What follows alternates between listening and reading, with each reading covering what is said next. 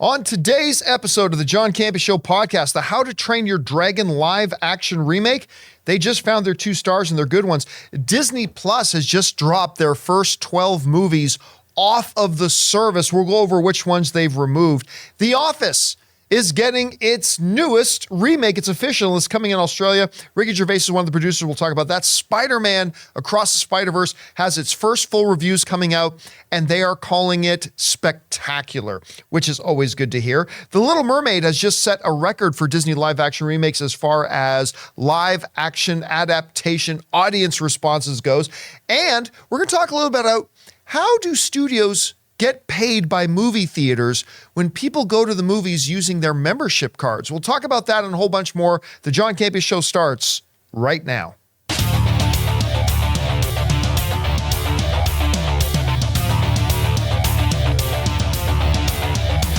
Well, greetings and salutations, everybody. Welcome to the best damn movie-related show on the planet Earth, the John Campea Show, coming from right here in our little studio here, brought to you in part by our friends at Mint Mobile. I am, of course, your host, John Campea, and it is an awesome honor and privilege, as it is every day, to have you, our international friends, gather around as we talk about our favorite things in the world, movies, movie news, TV, and streaming, not just giving you our opinions, but giving you information and context so you can form your own well-informed opinions, whether they're the same or completely different from ours. I'm joined in studio today by Ray Ora. Hey. We got Jonathan Voico over there. Everybody. It is Wednesday, so that is always Chris Carr's day off, so she's not in with us here today. But most importantly, you guys are here. And we are so glad that you decided to join us here and make this a part of your day. Here's how today's show is going to go, guys. We're going to first start off by going over all those predetermined topics that we just listed off. But then in the last part of the show, we're going to take questions from our YouTube channel members. Now, we have a YouTube channel. And on that YouTube channel, we have some great supporters and channel members. And every day we go to them and ask them if they have any questions or topics they would like us to bring up on the show. And we always get through as many of those as we can. Also, a little bit of heads up. If you're watching this, you already know this, but due to big requests that we've had from a lot of our viewers, we are now, I don't know why you want this, but okay, we are doing a very simple, basic video version of this show where we're basically just have, if you're watching this static shot right here. And it will be made available to everyone that wants it for free. It'll be on our Spotify podcast feed. So if you subscribe to our show on Spotify, this video will be coming to Spotify. Spotify's getting it all set up for us right now. So probably in the next couple of days, the video version of this, granted it's a very simple, basic video version, will be up on Spotify. We're also going to make it available to our YouTube channel members as a convenience and a little perk that instead of having to go over to Spotify to watch it for free, you can just watch it right here on YouTube. And thank you for being channel members. All right. With that down, guys, let's get into it here, shall we? We're going to start off with some How to Train Your Dragon. So, we made a video about this one a little bit earlier today, and we were talking about how, really quietly, How to Train Your Dragon trilogy is actually one of the best animated trilogies ever. As a matter of fact, I wouldn't be surprised if you found a number of movie fans that thought the How to Train Your Dragon movies are indeed the best animated trilogy of all time. Like for me, that current crown belongs to Toy Story with the first 3 films. But I mean, hey, a very, very strong argument can be made for How to Train Your Dragon. Anyway, a little while ago, they announced that they were going to be doing a live action remake, which is really interesting. And Dean DeBlois, that's how I think you pronounce his last name, a good Canadian kid, so I better find out, who is actually the director of all 3 of the How to Train Your Dragon animated movies. He also directed Lilo and Stitch, is actually doing the writing and directing for the live action remake as well. And that's exciting, but now they've cast their 2 lead stars. Black Phone star Mason Thames, who is amazing in that movie, and the actress from The Last of Us who played Joel's daughter, Nico Parker, who is also, I found out today, Tandy Newton's daughter. Right. Never knew that before. She looks just like her. I mean, I've never noticed it until somebody brought it up today. And then I looked and said, yeah, I guess I see. I've never noticed it before, to be honest. But they are going to be starring as Hiccup and Astrid, the 2 leads in the How to Train Your Dragon movie. And I think this is inspired casting. I think this is absolutely fantastic. This kid in Black Phone, He was so good in that movie, man. Like the scenes that he's standing there alone, just talking to ghosts and whatever, like he crushed it. His interactions with his father in the movie, his interactions with his sister, he's just terrific. And I'm really looking forward to seeing him do more. He's probably going to have to do this a lot in this movie too, with Toothless probably being not there. So yeah, no, it's true. He's gonna have some. He's gonna have to be doing some green screen acting, all that kind of stuff. He's gonna be playing an opposite, of course, Nico in this, and Nico, of course, her episode in Last of Us, where she had to sell the premise of that is making the audience believe that she's the main character, and we're gonna be following her.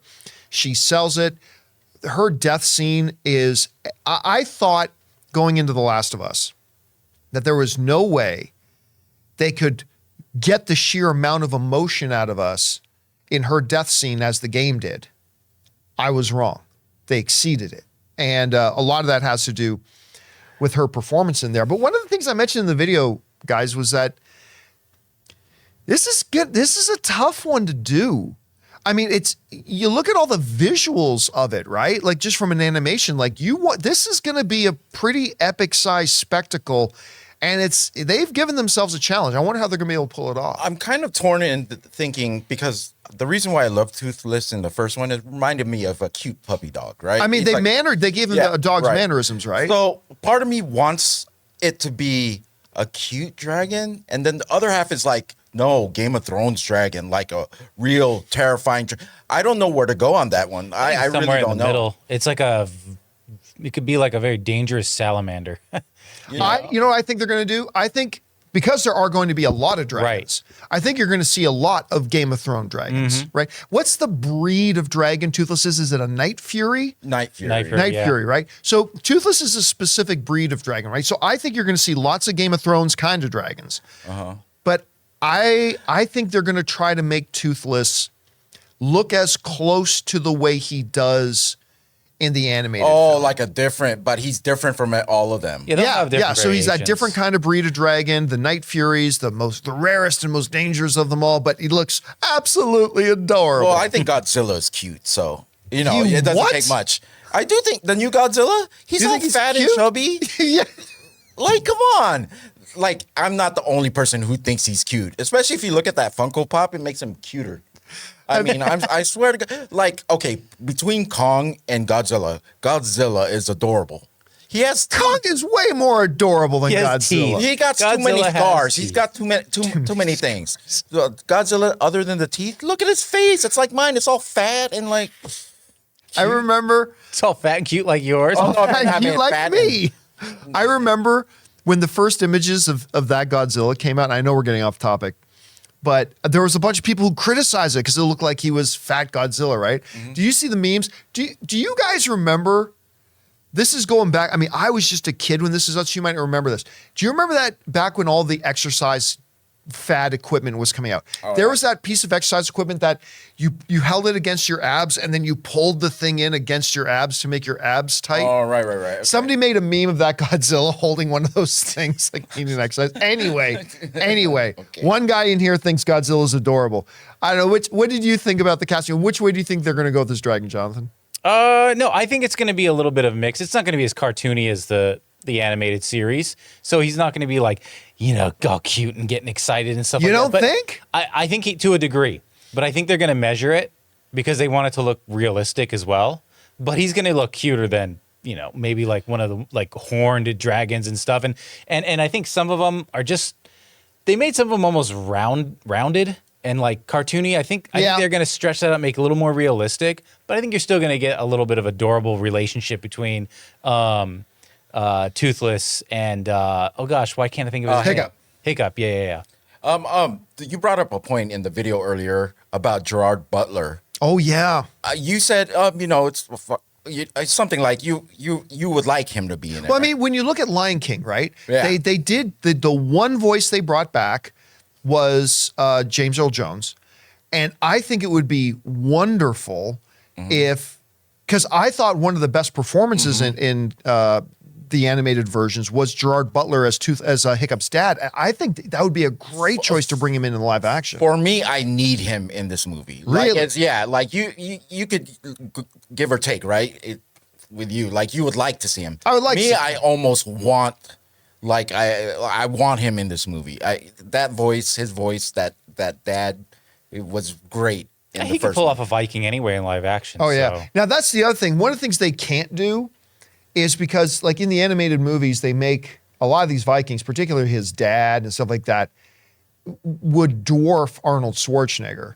So they're going to have to tone. They're not going to be able to make that Yeah. look like it looks in the thing. But That's still, what I mean. I would love it if Gerard Butler reprised his role in this. I think it'd be great. I mean, we're seeing Star Wars getting some of the voice actors Right. come in. We just saw a new trailer for Star Trek Strange New Worlds, where they're bringing over a couple of the characters from the Lower Decks animated show, and they're getting the actual voice actors to come over and play the live action versions. I would love to see Gerard Butler's live action version of his dad. And Hiccup, he lost his leg, right? In the first one? Yes. The first one, right? Well, I'm he's just already, trying to remember. no, it's like it's already when we meet the character. Oh, okay. Yeah. I'm just trying to remember it correctly because it was a long time ago when I watched Oh yeah, it. it's been a while. All right, that's that. Let's move on to the next thing here. You know, there's been a bunch of stuff going on with a lot of the streaming services. It started notably with HBO Max back when it was still called HBO Max, and they were removing a bunch of things from their service, and people got upset. But you know, we talked about it on our show. Is that, listen, everybody thinks that these shows are sitting on these streaming services and they're just sitting there and it doesn't cost the streaming services anything. It does. They have to continue. They pay a licensing royalty for them just sitting there. It's not like video on demand where if you buy a copy, then the artists and producers of it get a percentage. It's not like that. As long as a movie or TV show is sitting on a streaming service and is available on the streaming service, even if nobody watches it, they got to pay licensing. They got to pay royalties. They got to pay licensing. It costs them money to just have these shows and movies sit there. And if they're coming across stuff that nobody's watching, well, then they get rid of them. Then Disney Plus announced that they were dropping a whole bunch of stuff from their services and Hulu and all that kind of stuff. Well, 12 movies, apparently, according to reports, have now been dropped. And some of them are kind of surprising ones that they've dropped. Some of them not so much. So Disney Plus just dropped 12 movies. Some of them I never heard of. One was a documentary called Wolfgang, about Wolfgang Puck, the great chef. I feel bad now that I didn't know about that one because I would have loved to have seen that. I've actually eaten a couple of Wolfgangs. I was actually at an event where Wolfgang catered it. I would have loved to have watched that thing. Another movie that they dropped was something called Timmy Failure, Mistakes Were Made. Never heard of it, so don't care that it's gone. Name fits then, right? One with Bryan Cranston, though, that got a lot of attention, called The One and Only Right. Ivan. I would have liked to have seen. I forgot about this and I wanted to see it. It got a lot of attention when it came out initially. Based on the 2012 children's novel of the same name, the 2020 film adaptation told the real-life story of Ivan the gorilla, the main attraction at a circus mall, and his other animal co-stars, featuring Sam Rockwell, Angelina Jolie, Helen Mirren, and Bryan Cranston. Great cast, big cast, had a lot of attention when that thing first came out. Guess nobody watched it because now One and Only Ivan is gone. Then Adam Devine had a movie I'd never even heard of called Magic Camp. Okay. All right. So Magic Camp is gone. Never even heard of that one.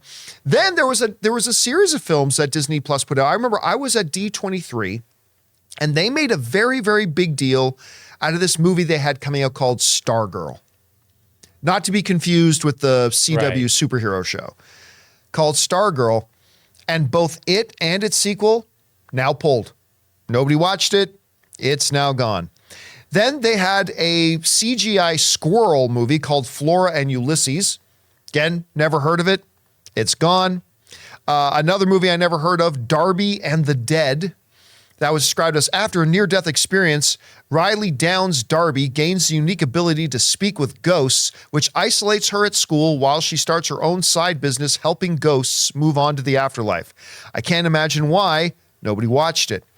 So that one's gone. Apparently, that was a Fox title. Was it a Fox Yeah, title? Oh, see right there. you're right. It was a 20th Century Studios title. So that was on. It has now been removed. Here's one that surprised me that they took down. They did a Cheaper by the Dozen remake with Zach Braff and Gabrielle Union. And it's gone. they got rid of it. Again, I guess nobody was watching it. They dumped it. Their remake or reinterpretation, if you will, of Black Beauty, which they had a lot of fanfare when they dropped that on, it is now gone. Better Nate Than Never, which is one I heard of, but never even thought about watching. So that one is now gone. But here's the biggest one. Artemis Fowl. They took it down. This was a big, expensive, Kenneth Branagh directed film that had Kenneth Branagh, obviously directed Josh Gad, Colin Farrell, Judi Dench. I mean, they had a whole bunch of fanfare when they were making this movie. And then came the dreaded news that they decided to pull its theatrical release and dump it on Disney Plus, which was like to all of us in our best David Chappelle. Oh no. When we heard that was not a good sign. And sure enough, it was not very good. But this was supposed to be like a new Harry Potter franchise for them. Not that Harry Potter belonged to Disney. I'm saying this was going to be like kind of like their Harry Potter kind of thing. They were going to make a big franchise out of this, all this kind of stuff. Kind of was dead on arrival, and now they're just dumping it off Disney Plus altogether. Now, these things can all be licensed out. All these movies we just talked about can be licensed out to other streamers. As a matter of fact, Bob Iger recently said in an investor's call that for the first time ever, they are now open to the idea of licensing out content to other streaming services so they can start making money on these titles instead of having them sitting on their service with nobody watching them and actually paying money out and losing money on it. So we'll see if some of these get any of these movies stand out to you or surprise you guys hearing that they get dropped? Not really. I mean, I do kind of wish I had seen, like you, the Wolfgang. And now I'm kind of lamenting that that's gone. And I did recall the one and only Ivan coming out and wanting to check it out, and then I forgot about it, so now I'm kind of bummed. And I think, that is actually a really big novel, like for kids. It's pretty much like in most schools as like required reading material. Right. So I do hope some of these kind of fall into like Amazon or whatever. I know Peacock could probably use some help on some movie titles. So maybe I can catch one of those two over there somewhere. Do we know why these movies were chosen? Was it just by the cost? I think it's just cost. Simple cost? Yeah. And does that mean, so there's these 10, were these like the 10 worst? It was 12.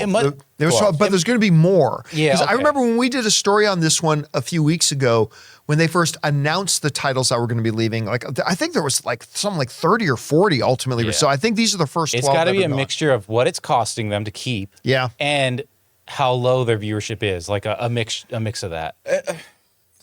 The problem I had with that list is about 98% of them I didn't even know. I've never heard of, like, not even marketed. You know how they play ads during, like, when you have like the ad free? Do they do ads on Disney Plus now? No. I don't know. No. I mean, I think they said they're going to launch an ad supported tier. If they did, they need to start doing like 15-second trailers of all these titles that no one knows about, so people know about it. But this is the problem, and has always been the problem with Disney Plus from the day it launched.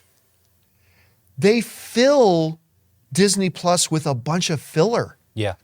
Like, they actually don't put out a lot of premium content. Because when I mean, for the longest time, they launched with Mandalorian, right?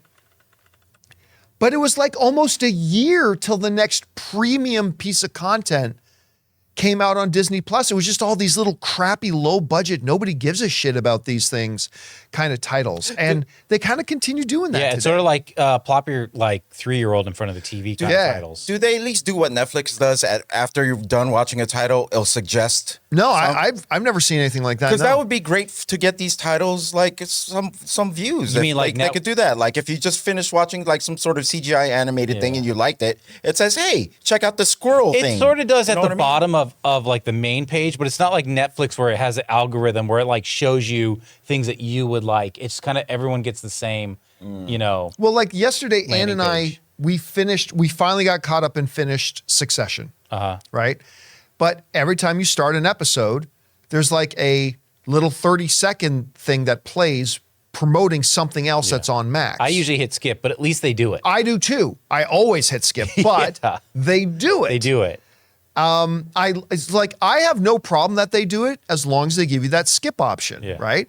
But it's there, and you know what? Even though I hit the skip button, I get a couple of seconds of that, and It's ingrained. whatever show they're promoting is now in my brain. It's ingrained. I would really like for them to go further and make it be an ad for a show that's like the show that you're watching. Sometimes it's a completely different show, and I'm already in the mood for, this type of theme. This time, like if I'm watching a murder documentary, I want the trailer to be of this murder documentary that I've never heard of. I know what you mean. I don't need that. I think because that would be a Netflix little more does that. complicated to program. I think they just want to use that spot to promote what they want to promote. But they should have a line in their interface of suggestions for you when you open up the interface. And they should have a bunch of Max things that they does it. suggest for Apple you, right? does it. Yeah. So anyway, interesting stuff there. And it's going to be, listen, we're going to see more and more because these streamers are paying big money to have these things sitting there. And if their data is showing them nobody's watching them, then why would you just keep paying money to keep them there for no reason?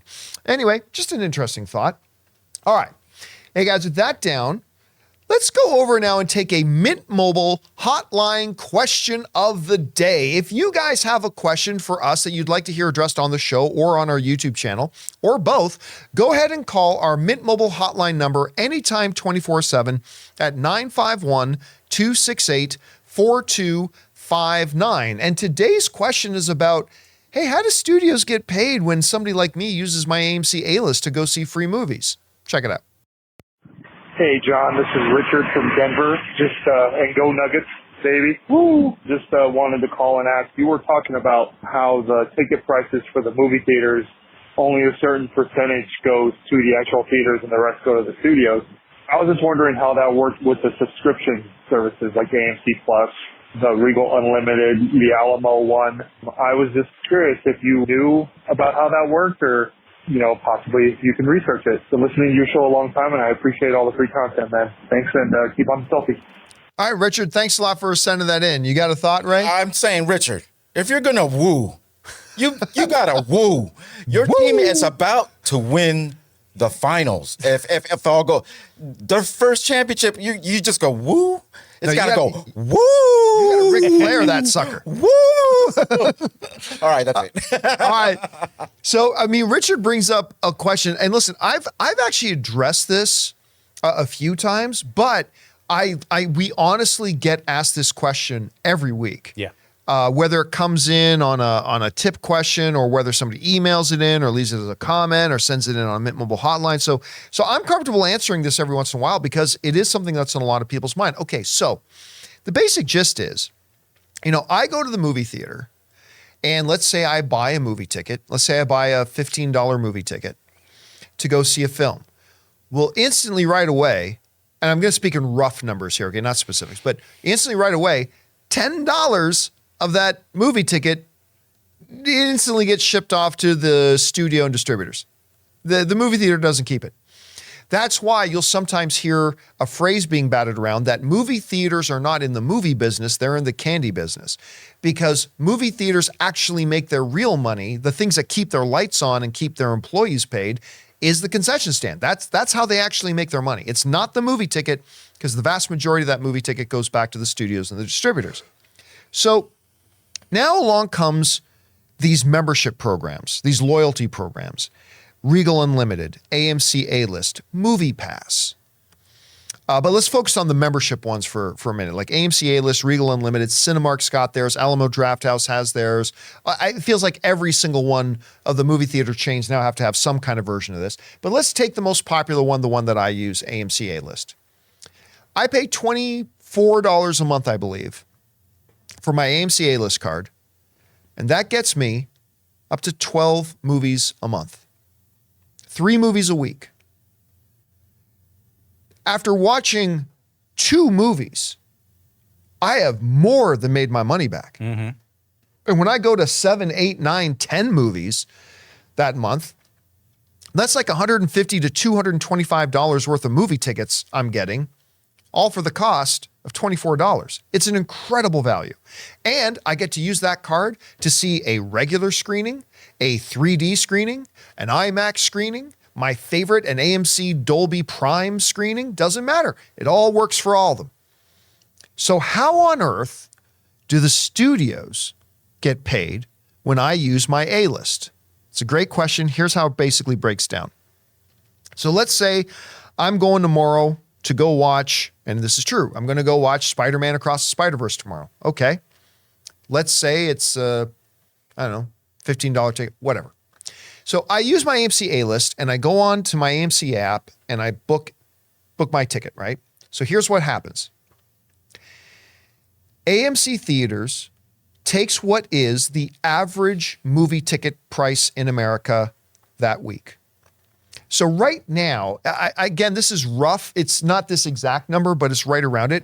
Right now, the average movie ticket in America, I believe, is $10, give or take a little bit. But roughly speaking, the average movie ticket from, the east coast of Maine to the west coast of Los Angeles, I believe the average movie tickets, that they average it out to about $10. Okay.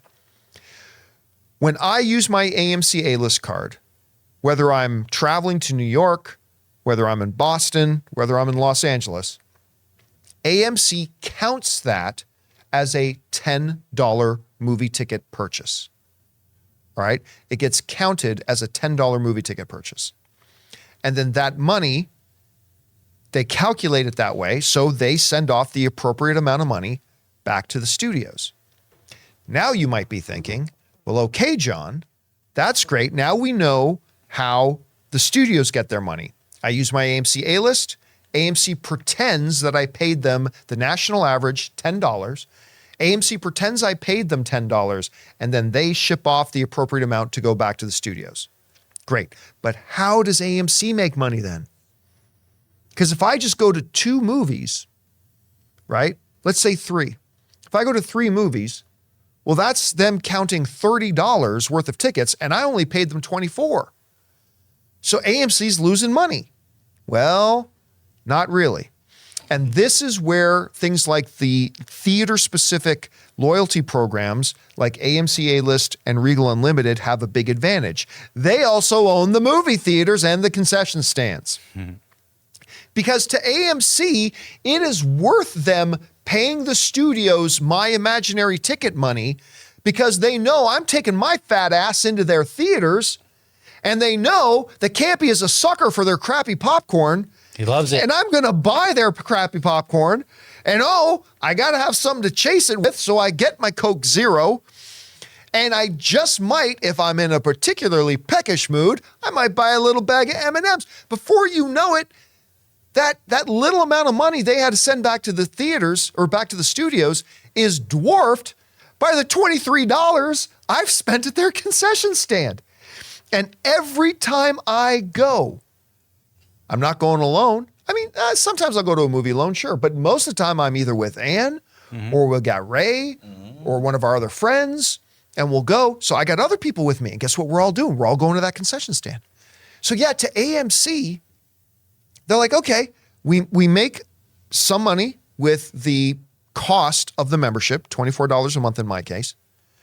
And we do got to pay out to the studios and everything, the national average ticket price, yes, and we'll take a bit of a hit there. But it is worth it to get Campea's fat ass into our movie theaters because he's going to drag that ass over to our concession stand like a good little puppy and buy that candy. And they cheer me on when I walk in. They're like, yes. Yes, Ray's here. Yes. We're about to have some good lunches today. Everyone's getting a bonus. Everyone's getting a bonus. It's time, right? So these membership programs, it works for the studios, even though it's based in some cases like LA where it's an average of $15 a ticket. They're getting a little bit less per ticket, but I'm going to the movies more because I have my card. That means the studios are getting more money. And AMC is making more money because a little bit on my membership, but I'm going to the concession stand. And even though not everybody goes to the concession stand like me, most people do. And that's more than enough to make it a profitable venture for them. So look, I'm sure every card has their own specifics about how they'll work and different details, but I think that gives you just a little basic idea about how the structure works. And it's a win-win-win because the studios get more ticket revenue, the theaters get more concession stand revenue, and I get to go to more movies for a value price. And there's one other side too, because some people just, there's like a bad month they can't get to the theater. They still paid their A-list. Yep. So right there, the theater's still getting money on that, and you didn't even come. So, and there's the advantage that, again, the theater loyalty programs had over MoviePass. Because MoviePass had no concession stands. That's part of the reason why back in the day, when they were running their scam, MoviePass was trying to blackmail and use extortion on the movie theaters, trying to force the movie theaters to give them a cut of their concession stands. And the movie theaters are like, mwah, you don't know what I'm doing unless you're watching the video version. AMC said to MoviePass. There's birds flying around. Yep, a lot of double F'ers. They just said nope, and they went out of business. Anyway, I hope you found that little bit of information useful. Again, that's just generalities I'm speaking in. I'm sure there's some finer details and the fluctuation of ticket prices, but that gives you the basic idea.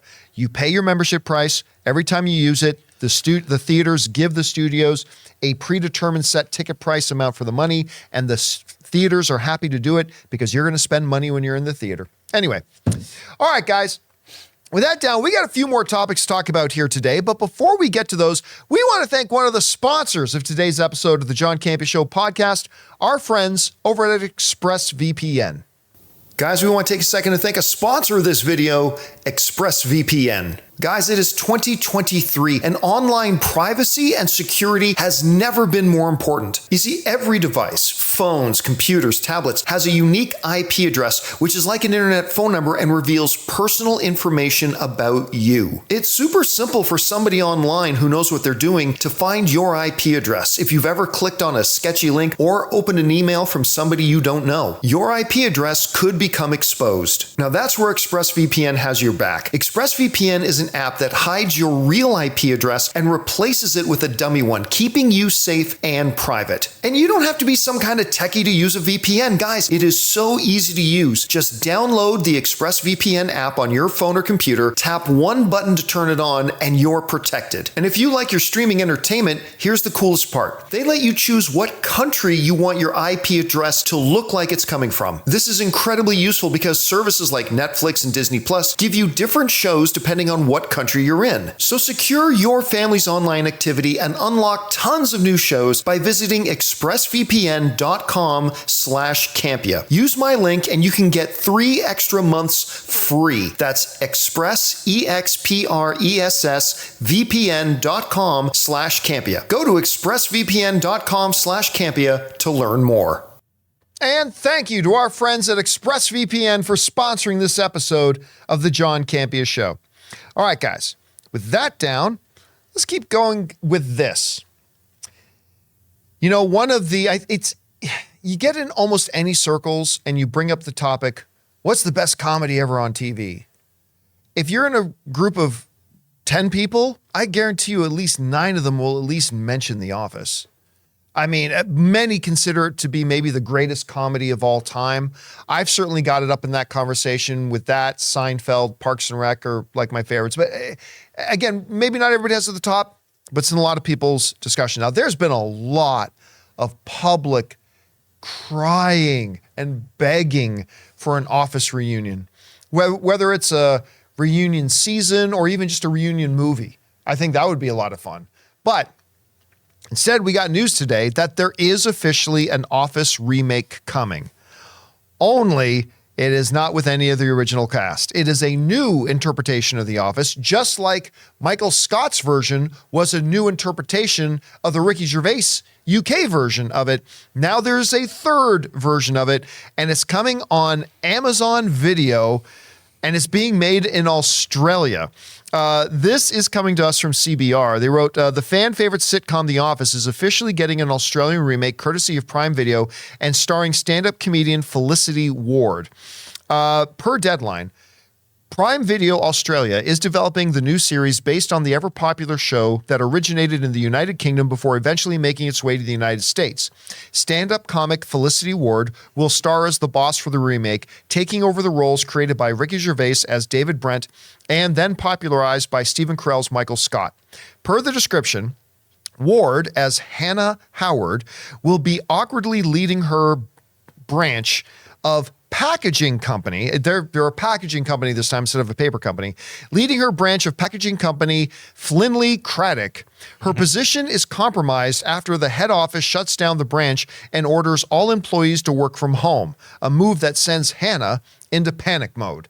Now, this must be just the pilot, because I don't know how you do an Office remake without there being an Office.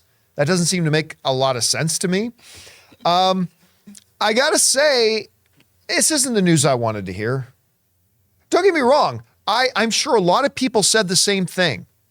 When they announced that they were doing the North American version of The Office, I still remember.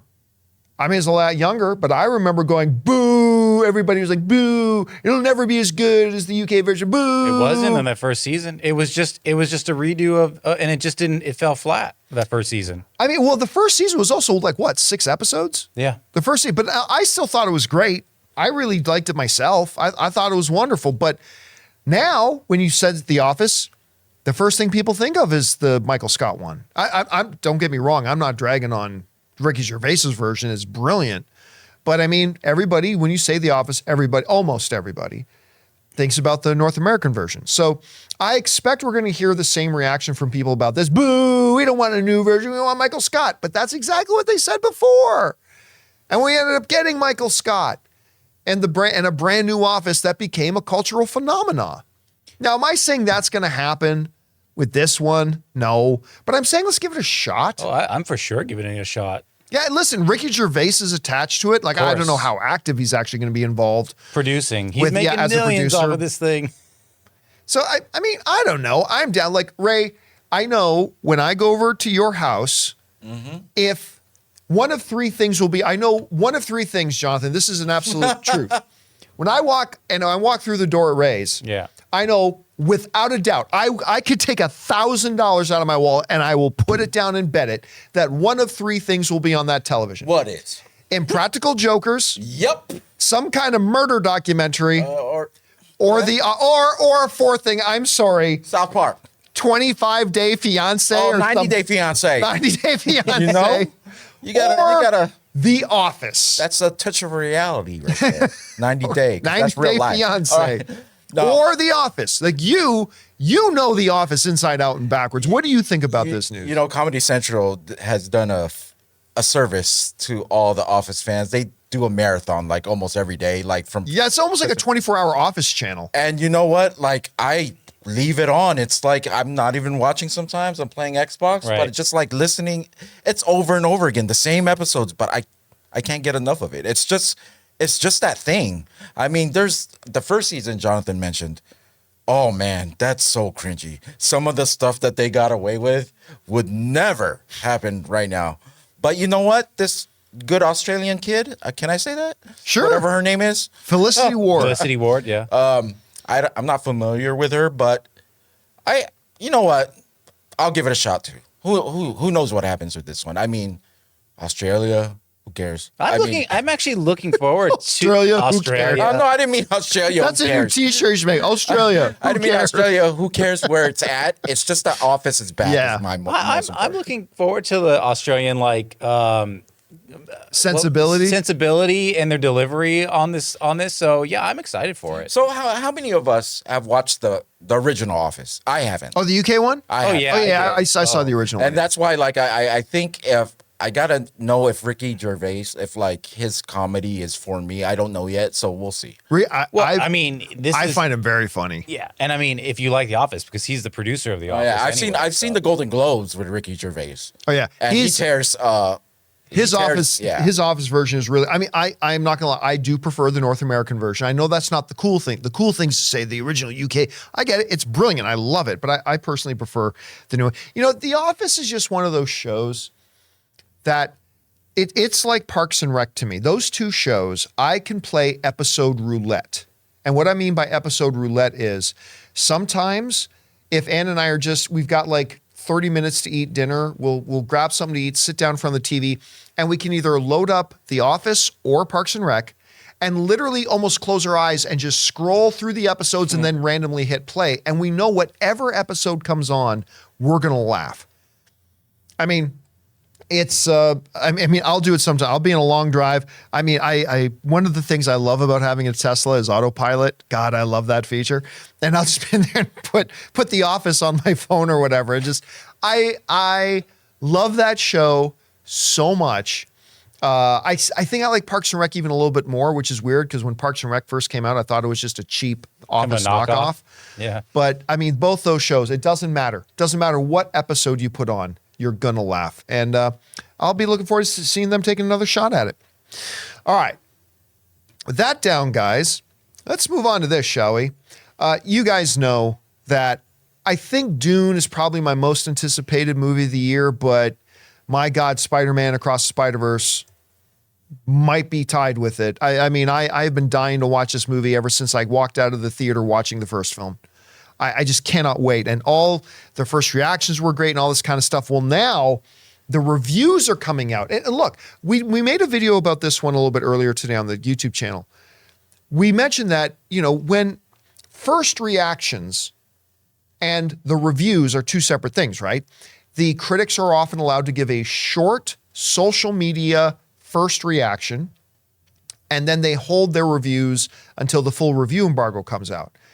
And first reactions always tend to be a little bit more positive because when you only have a second to say something, you know, we as human beings, we like to focus on the positive and then we'll say the things we liked, right?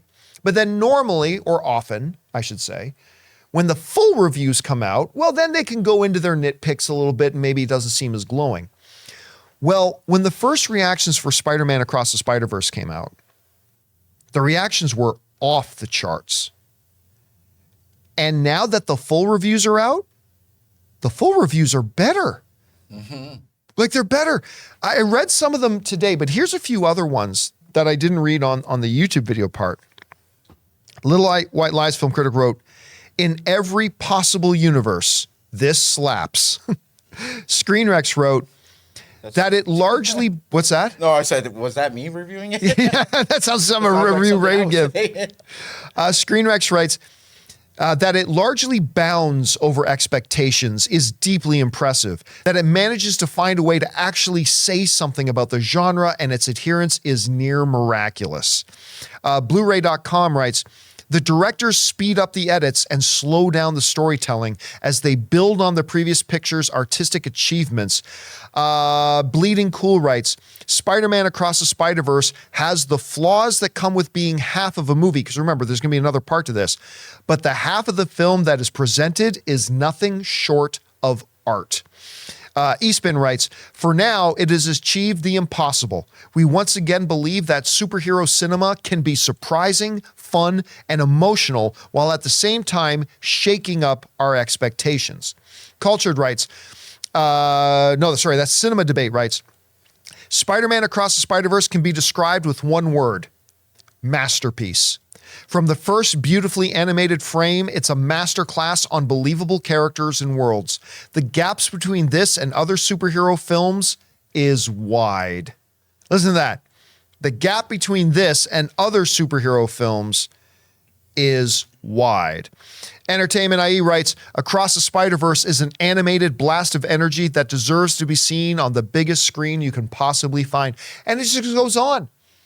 Like, it's not just positive reviews, right? It's great to get positive reviews. But the vast majority, not all of them, but the vast majority of these ones aren't just positive reviews. These are reviews going out of their minds. There's a couple I read that said, this isn't just one of the greatest comic book movies ever. This might be my favorite movie of all time. I literally read that from one of the critics saying this might be their favorite movie of all time. I mean, maybe they'll come down off that high. I haven't seen the movie yet myself. But we read a couple critics earlier today that were saying, hey, when you're talking about sequels, this ranks up there with Empire Strikes Back and The Dark Knight. Like, really? That good? But listen, I'll tell you what. I've seen a half hour of this movie. I saw 15 minutes of it a year ago at CinemaCon. I saw another 15 minutes of it a few weeks ago at this year's CinemaCon. And it was nothing short of staggering. We loved what we saw. Like, Ray, you were there at CinemaCon both times. Did you hear one person that saw the footage either year that said anything but absolutely fantastic glowing. Did you hear anybody complain about it? I mean, I personally didn't. You know, the one thing that I got out of that short clip, which is crazy, is that there's all the Spider-Man, of course. We all know that. Right. The characters, the powers. But what I got from that clip was it was just that small family, like, you know, the family, the relationship intimacy of the between his family mom. stuff. Yeah. I hate saying family now because it makes me sound like Vin Diesel. Family. He really ruined that word for me. He really did. But just the closeness between the three, the parents and Miles. Yeah. It's like that's all that came out of the clip that they showed. And that's sometimes all you need with all the craziness going on in the Spider-Verse. You just need to sometimes find that thing that you can relate to. You know what I mean? Yeah. And his that's relationship with when his the mom magic is that, happens. and that's what I love about Spider-Verse. They could do the coolest stuff. They can introduce my favorite Spider-Man, because Spider-Man is my favorite of all time. I wore a Spider-Man uniform to church because I wouldn't go to church unless I wore the mask.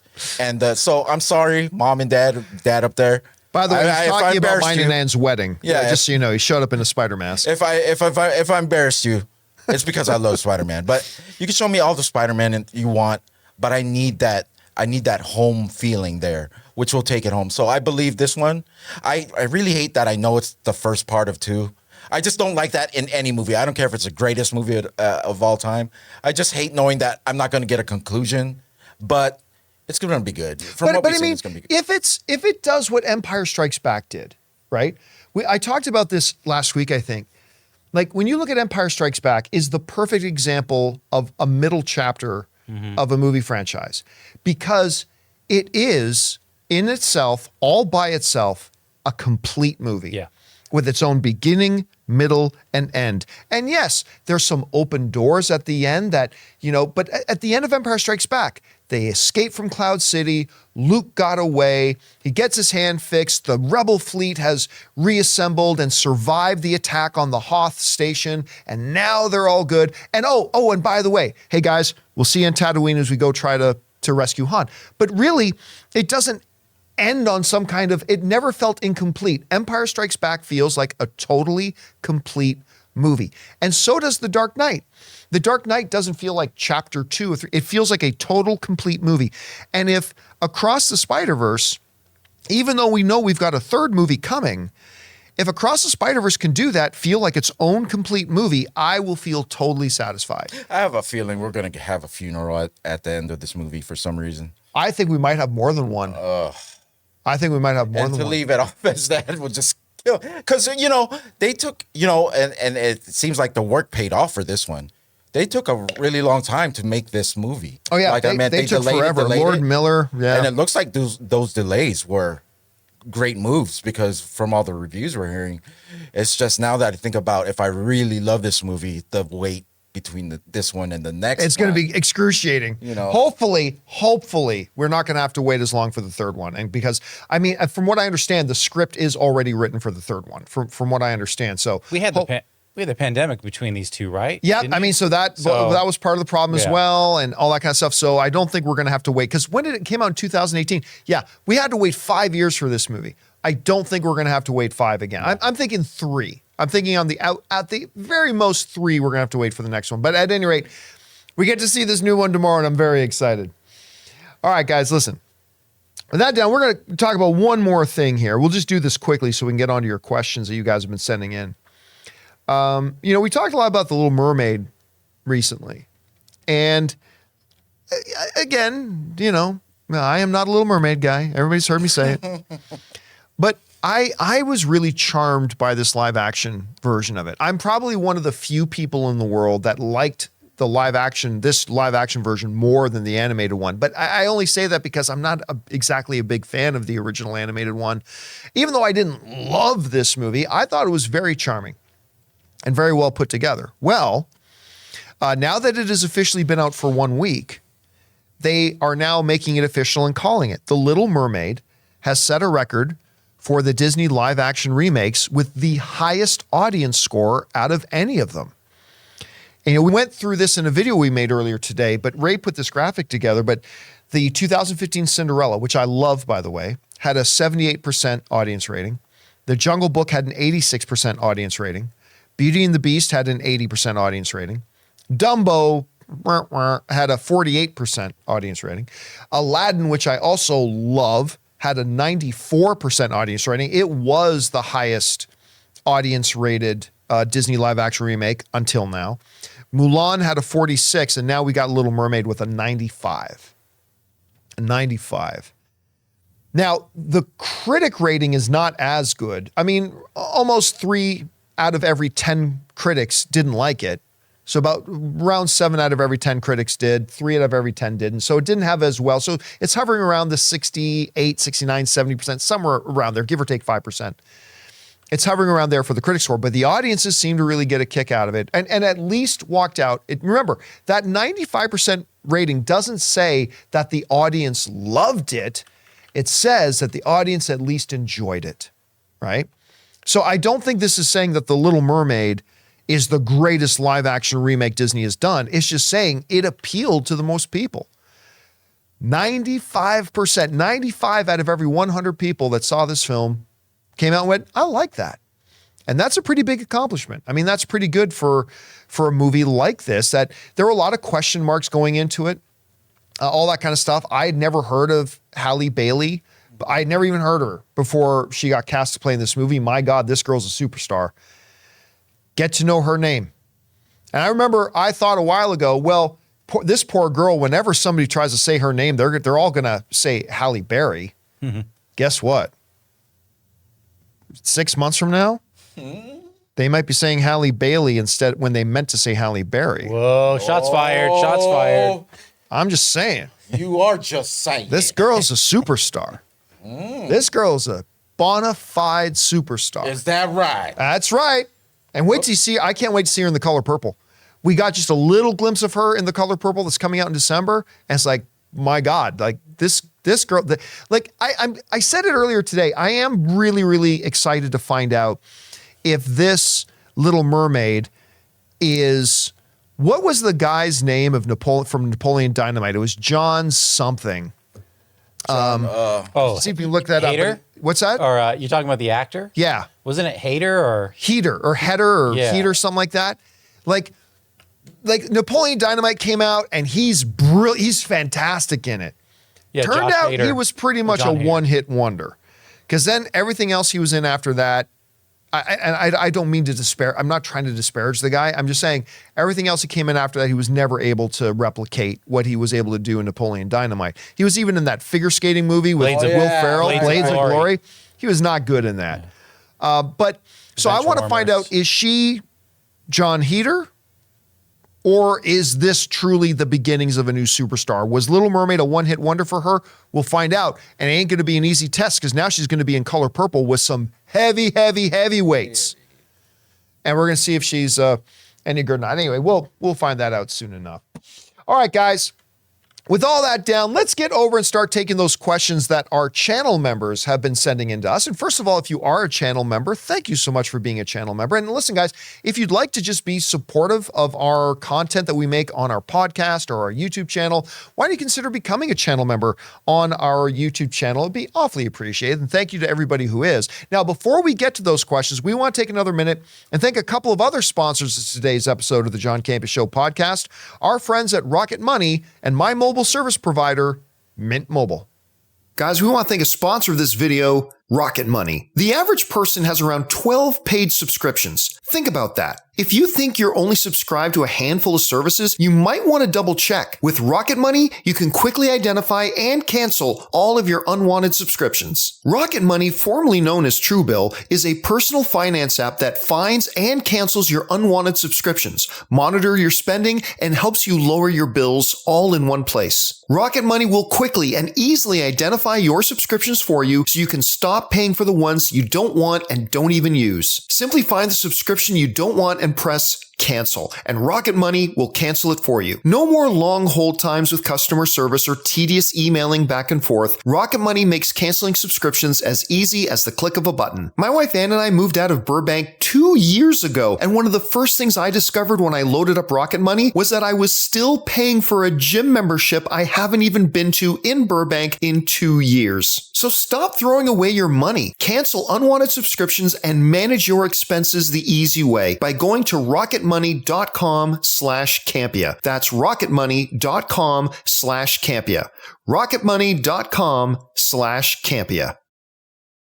We want to thank a sponsor of this video, Mint Mobile. From the gas pump to the grocery store, your utility bills and favorite streaming services, inflation is everywhere. Seriously, make it stop. Thankfully, there's one company out there that's giving you a much needed break. It's Mint Mobile. As the first company to sell premium wireless service online only, Mint Mobile lets you order from home and save a ton with phone plans starting at just $15 a month. You guys know that ever since I switched to Mint Mobile, I've been saving almost 70% a month over my old phone plan. For people looking for extra savings this year, Mint Mobile offers premium wireless for just $15 a month. By going online only and eliminating the traditional cost of retail, Mint Mobile passes the significant savings on to you. All of their plans come with unlimited talk and text plus high-speed data delivered on the nation's largest 5G network. Use your own phone with any Mint Mobile plan and keep your same phone number along with all your existing contacts. Switch to Mint Mobile and get premium wireless service starting at just $15 a month. To get your new wireless plan for just $15 a month and get the plan shipped to your door for free, go to mintmobile.com/Campea. That's mintmobile.com/Campea. Cut your wireless bill to $15 a month at mintmobile.com/Campea. And thank you to our friends at Rocket Money. And again, my mobile service provider, and they should be your mobile service provider, Mint Mobile, for sponsoring this episode of the John Campea Show podcast. Hey guys, remember, when you go check out and support our sponsors, you're actually supporting us. So if you go down to the description of this video, you'll find links and promo codes for all of today's sponsors. And thank you again to Rocket Money and Mint Mobile. All right. With that down, guys, let's get over to the questions that our channel members have sent in. So, Jonathan, what do we got? All right, we've got Advith Green, who writes, I know there's doubt if this was the final season of Ted Lasso, but after watching the finale, yeah, this is the end. Doubt gone. Again, I have not seen the final episode, but I will say this. Don't believe that. Don't believe that. Because remember, I believe, this all comes from this. Yesterday, before the finale came out, Apple TV put out their big press release, and they went out of their way to not say it was a series finale, which they always do. And whenever there's a series finale, the studio puts out this thing, oh, make sure you check out the series finale, right? They didn't do that. Apple, in their press release, specifically 4 times referred to it as the season 3 finale. Season 3 finale, season 3 finale, not series finale. Mm-hmm. Now, I speculated yesterday, and I believe this, that they probably were looking at 3 as being the end, and then sometime probably in the last 2 months came to an agreement to make another season. But that would mean that season 3 was going to end the way they planned to end it, right? So it was going to come across. So I have no doubt it feels like a series finale, because that's probably what it was going to be. But that press release yesterday tells me that sometime after they filmed that and after they made that finale, they made a decision to make a season 4, because there's no other explanation for Apple calling it the season 3 finale rather than the series finale. I think it's more than just semantics. I think I thought that was very, very deliberate. All right, what's next? Okay, we've got Norel S., who writes, hey guys, with all the rave reviews for Across the Spider-Verse, do you think it could potentially get nominated for Best Picture? Okay, that is something I cannot say until I've seen the movie, right? I have not seen it, but I will say this. The Academy was too cowardly to nominate the first one for Best Picture when it 1,000%, I'm not saying it should have won, but I'm saying it 1,000%. In a world where you can have up to 10 nominees, it 1,000% should have been one of the nominees for Best. Listen, the whole reason the Academy made the Best Animated Feature category was to give themselves a cop-out to not nominate animated films for Best Picture. That's why I think you're not going to get that. Yeah, that's why I don't think they're going to do it. Now, there have been exceptions, right? There have been 3 animated films, but 9 times an animated film has been the #1 critically rated film of the year. And most of those times, those films never even got nominated for Best Picture. That's got to change. It's got to change. Well, yeah, but then also if one gets nominated, whether it wins or not, then people are going to be like, so then what's the point of the animated? But that's the thing. They only created the animated one. So, but look, I say it the same way. They have a category for best foreign feature, right? Guess what? Best foreign feature films can also be nominated for best picture. Should be the same with animated. So it should be exactly. It should be the same for animated. I guess you could say it transcended. I don't know. Well, that kind of disses the others, but yeah. So so here's trivia for you guys. Can you guys name the 3 I know one. animated films that have been nominated for best picture at the Academy Awards? I can't. I know Snow White. No. No, Snow White. Snow did White not. was not nominated for Toy best picture. Story 4. No. 1, No. 2, 3. The third one, yes. Toy Story 3. Oh my God! It was the last one that I got it on. Yes, Well, see, that's so why. Toy Story 3. Do you know the other ones? Wasn't it? No, was it I'm recent? gonna look up Snow White's. Was it like, more awards. recent than later? Than in the past? Was it like Kubo and the Two Strings? No. Nope, not Kubo and the Two Strings. I'll give you a hint for one of them. Tale as old as time. No. Beauty and the Beast Beauty and the Beast. Beauty and the Beast was the first animated film ever in history. and Jaws. See, you get info from the show. It's not right, It's not but correct. it's but you info. get info. Was no, it What was not. it? I won't, Lion King. Nope. It was Up. Oh right, the movie I never saw. So okay. You never saw Up Who said that? with Doug the dog? Who said that? The one with the dog, and it's got a dog, Who's and back you there? didn't watch I think it. someone back there said. Hey, they didn't Okay, see so Snow White and the Seven Dwarfs won an honorary Academy Award. I didn't realize that. So now I know why. Yeah, but Beauty and the Beast was the first, and ever since Beauty and the Beast, only 2 others ever. So no, I don't. It almost doesn't matter how good this is. I don't believe the Oscars will have the testicles to give this movie. Now, again, I can't say that it deserves it because I haven't seen it yet myself. Let's have this conversation again after tomorrow. All right. I'm gonna hope that there's a time where their animated movie just hits everyone so much that they just give into whatever Well, I mean, stance they have. And 3 just times nominate. they have. Okay. 3 times in the past 30 years they have. So here's what becomes more of a regular thing. All right, what's next? Okay, we've got. Sorry about that, Fernando. Don't bother doing that one because I haven't seen the finale for Ted Oh, Lasso. yeah. Okay. Yulitan writes, fun fact, this season, the Miami Heat have a total of 9 undrafted players. Out of those, 7 are the starting roster. They are real-life bad news bears of the NBA. Oh my God. Dude, this team wasn't even supposed to be in the playoffs. They had to go through a play-in just to get the 8th seed, the 8th and final spot. And it was supposed to be an afterthought because they had to play the mighty, Milwaukee Bucks, Yep. the Greek Freak, and they were supposed to get swept. And they won. This is a Disney movie in the making. It is. It really If is. they win it, my God. Now, listen, I told somebody the other day that it didn't matter who came out of the East, whether it was Boston or Miami. Denver is going to smash them because, unlike, say, Philadelphia, that has somebody that you can match up on Jokic because they had Embiid, and there's a couple other teams that do too. Boston nor Miami have an answer for Jokic. Neither of those teams has somebody that can even slow him down. But Milwaukee was supposed to sweep Miami, and Miami won. Right. Boston was supposed to sweep Miami, and Miami won. I am not going to get into the doubting the Miami Heat Nope. business right now. If I still put $5 down, I'm saying Denver in 5. I think Denver wins it fairly easily. But will I put $100 on that with the way this has been an absolute Cinderella run for Miami? Nope. I ain't putting money on that. No, sir. All right. What's next? Okay, we've got Cody Hunt who writes, I saw The Flash at a free screening last night. The crowd absolutely loved it. Ezra has never been better as The Flash. I'm having a hard time believing if this film is successful, WB dropping him in a sequel if they believe they made the steps toward rehabilitation. It That's a big if. shouldn't matter. It shouldn't matter. You did a lot of crap. But as long as you make us enough money, we'll overlook that. That is not the way it should be. There's got to be something more to it. Listen, and I say this as somebody who thinks Ezra Miller was fantastic in this movie. But that doesn't matter. It doesn't matter. And I honestly don't think they are making a sequel anyway. I don't think that's a part of James Gunn's plans for DC moving forward.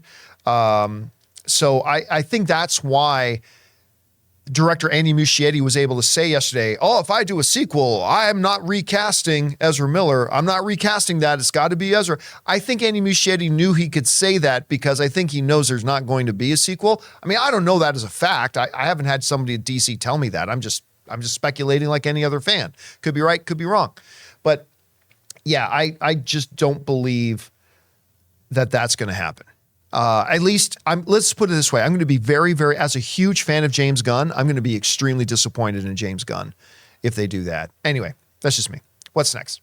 Okay, we've got Alan Ling who writes, I'm sad Elemental doesn't have great reviews so far. I still plan a double feature of that and Flash on Thursday opening. I've been looking to both equally, but I'm sad Elemental won't be another Pixar hit in the can or a comeback rather because of Lightyear. Wait a sec. When is... I think they were playing at the same time. Let me look this up. What did he say he was going to watch as a double feature? Flash? Elemental and the Flash. Oh yeah, because Flash does open on the I think Are they both 16th, June, right? I believe they open on the Yeah, I thought he was saying double feature with Spider-Man Across the June Spider-Verse 16th. because I was getting I forgot that those two opened at the same time. Yeah, Elemental's going to get crushed. It's getting first of all, they're not marketing it a lot, and the reviews have not been good, particularly because they're coming from the reviews that are out right now have come from the major trades, Hollywood Reporter, Variety, things like that. Those are trades that traditionally really like Pixar films, and they're not liking this movie. And that's not a good sign. But I'm with you. I plan on seeing this opening night. I still think the trailers have been good. I like what I've seen from it so far. Here's hoping I like it. All right, we got time for two more. What's next? Okay, Mr. Jello writes, do you expect the old Fox X-Men cast to be a part of the multiverse saga? No, I think they're going to make an appearance in Deadpool 3, and I think that'll be it. All right, what's next? All right, we've got Kendall Barker who writes, do you think we can get a wide open world great Indiana Jones video game one day? Yes. Sure. I think that is prime to be made into a video game franchise. Are you kidding? I think that would a huge open world Indiana Jones globe trotting kind of big adventure where you have to go to like 12 different countries and stuff like that.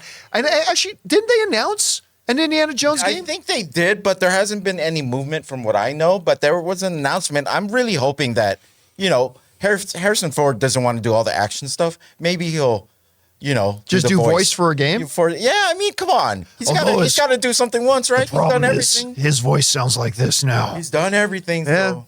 All right, let's do one more. Let's take one last one. All right. Brandon C. writes, now that Andy Muschietti has definitively said Ezra will not be recast in a Flash sequel, do you think there's any chance they actually move forward with that, or do you think Gunn will do the most to consider the smart move, cut ties to start fresh? Yeah, again, we talked about this on Open Mic yesterday quite extensively, but here's the quick Cole's notes on that.